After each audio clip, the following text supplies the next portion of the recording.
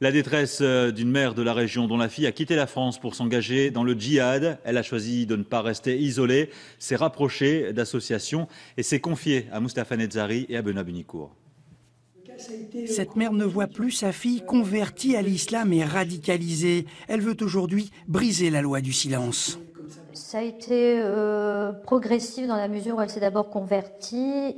Elle est partie faire ses études. Elle a rencontré donc un Allemand converti. Elle a arrêté ses études, elle s'est mariée, elle a eu un enfant et elle est partie. Donc ensuite, ils sont partis tous les trois en Syrie depuis novembre. Depuis, vous êtes entré en contact avec elle régulièrement? Nous communiquons régulièrement par des petits messages et puis des photos, des vidéos. Elle m'en envoie et moi je lui donne aussi de nos nouvelles, des nouvelles de toute la famille pour garder un lien. Nous ne parlons pas de l'avenir. Pourquoi?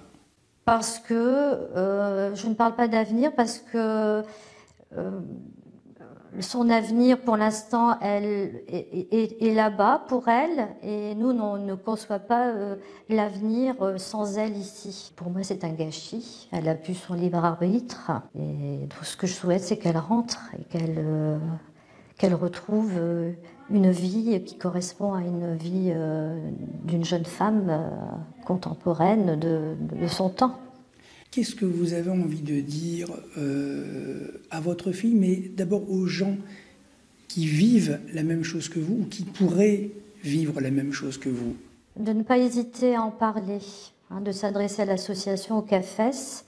On trouve ici un soutien psychologique, c'est très important. On rencontre d'autres familles, d'autres mamans qui ont le même chagrin.